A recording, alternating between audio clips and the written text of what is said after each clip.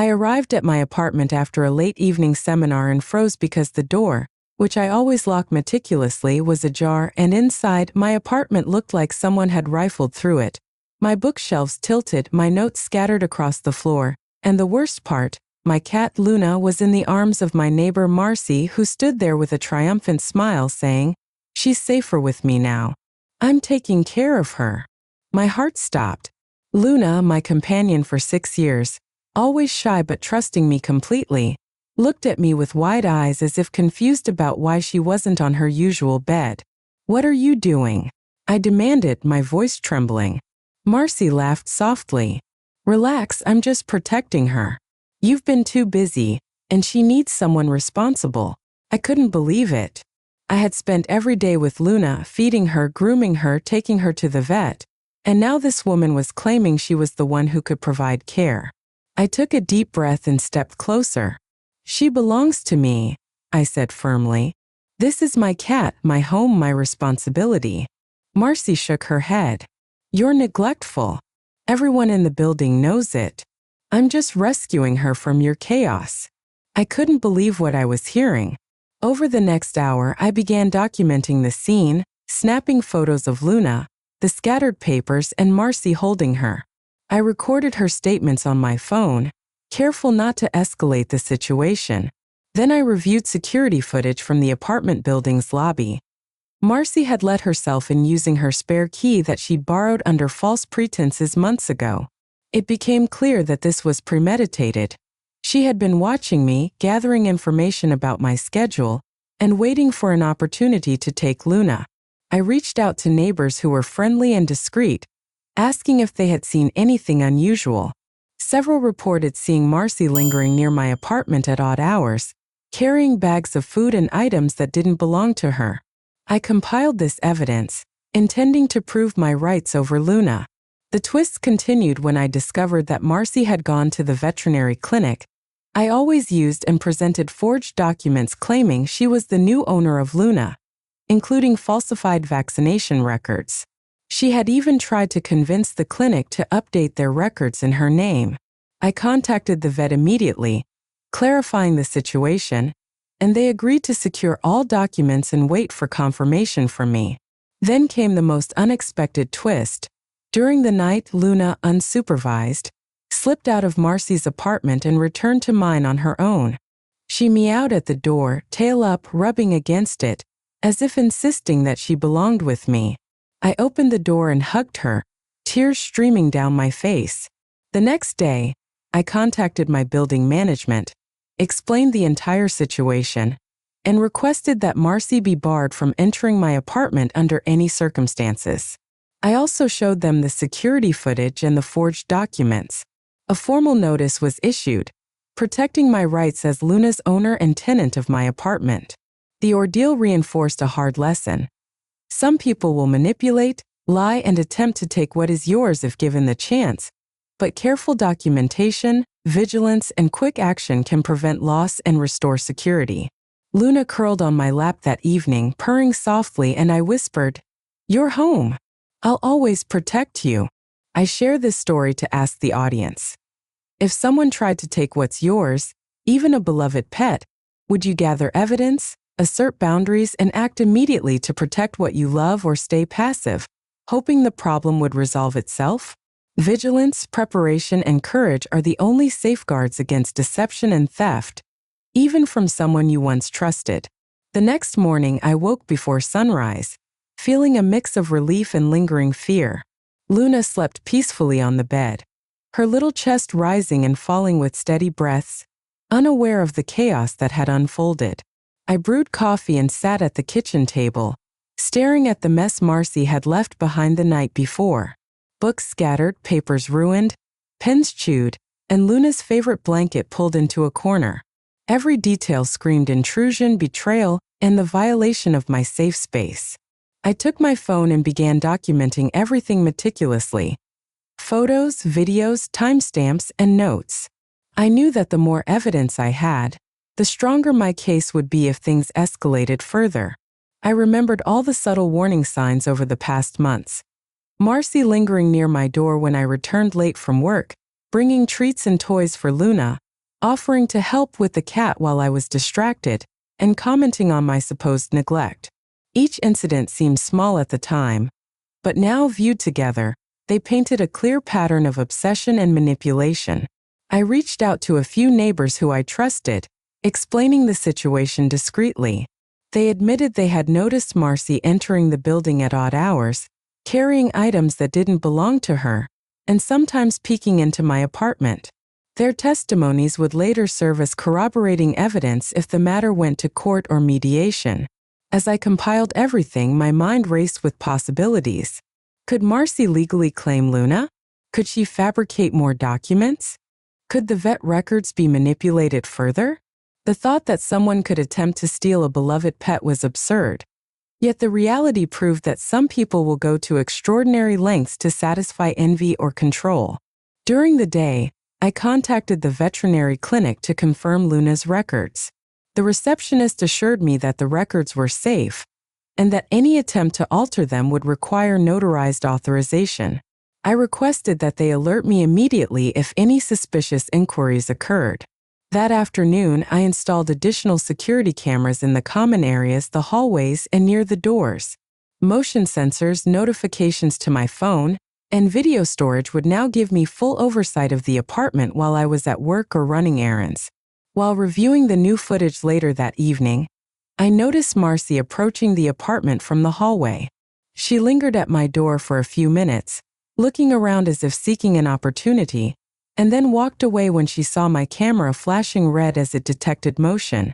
I sighed, realizing that this battle wasn't over. My eyes fell on Luna, who meandered toward me, brushing against my leg. Her calm, trusting behavior reminded me of why this fight was necessary. The next twist came when I discovered that Marcy had attempted to contact my building management, claiming that Luna was her cat and that I had been neglecting her. I immediately scheduled a meeting with the property manager, providing security footage and documentation proving ownership. I explained the situation, highlighting the forged documents Marcy had tried to submit to the vet and the building. The manager agreed to restrict Marcy's access to my apartment and to keep an eye on any unusual activity in the building. Weeks passed, and Marcy's attempts to interfere became more subtle but no less alarming. Anonymous complaints about noise, claims that Luna had been abandoned for hours, and even notes slid under my door attempted to destabilize me. Each time I documented everything and archived it. I spoke to Lily and Jake. My children often came to visit and adored Luna, explaining that some people may lie to get what they want, but we always rely on facts and evidence. Then one evening, the unexpected happened. Luna disappeared from my apartment while I was out grocery shopping. Panic gripped me as I ran home, calling her name, checking every corner, and finally reviewing the security footage. I saw her stealthily slink out when Marcy had briefly unlocked the door using a spare key she had hidden months ago. My heart pounded, but relief followed minutes later when Luna returned on her own, leaping onto the balcony railing and meowing loudly until I came to her. It was as if she understood she belonged with me. That night I held Luna close, realizing the fight wasn't just about documents or legal claims. It was about protecting trust, safety, and the sense of home that we had built together. Over the next month, I continued reinforcing security measures, educating my neighbors discreetly, and documenting every interaction that Marcy attempted. Each email, every note, and all the security footage were compiled into a comprehensive dossier. By now, it was clear that her obsession had limits, and that careful documentation and assertive boundaries could neutralize her attempts.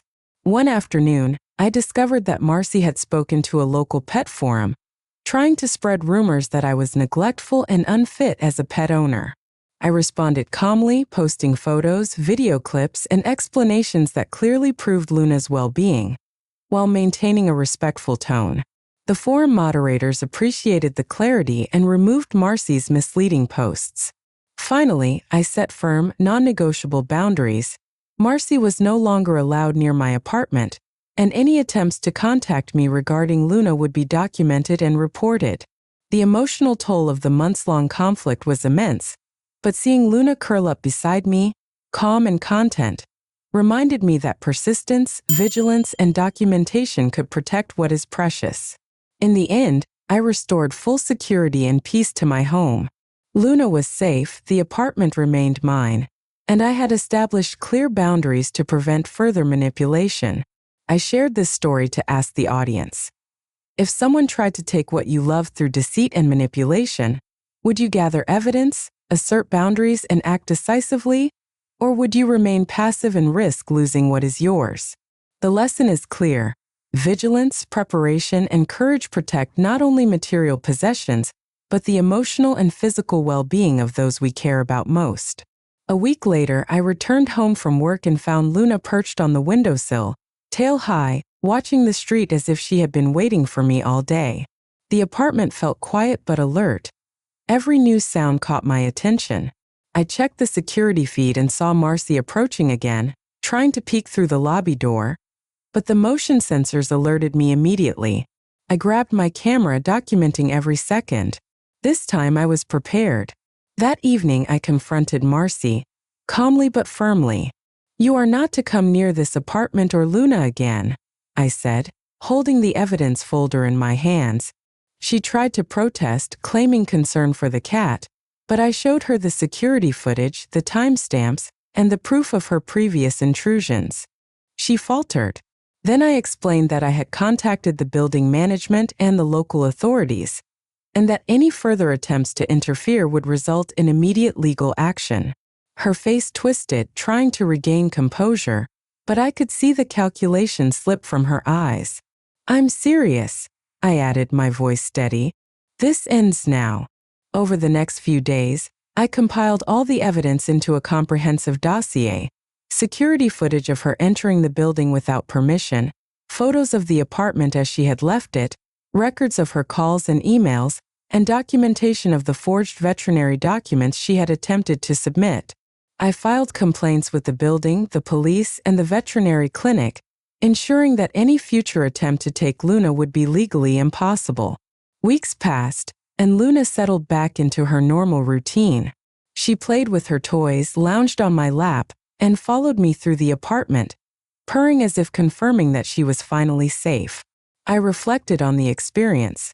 The betrayal, the stress, the meticulous planning Marcy had undertaken to manipulate reality and take something precious from me.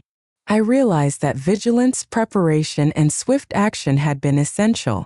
I spent evenings explaining to Luna softly that she was safe, that her home was secure, and that no one could take her away again. Though she could not understand the full story, her trust in me was unwavering. The ordeal taught me lessons about boundaries, personal security, and the courage to confront deceit.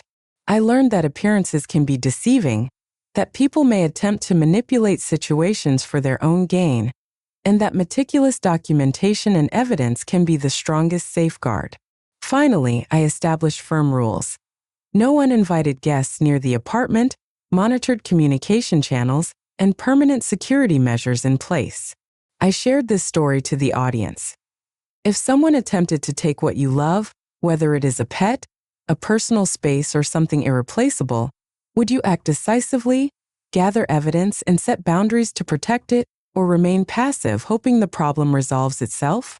The lessons are clear: vigilance, preparation, and courage are the only ways to safeguard what matters most. And trust is earned, protected, and reinforced through consistent, decisive action. Luna stretched, curling at my feet, and I smiled, finally feeling the sense of peace I had fought so hard to regain.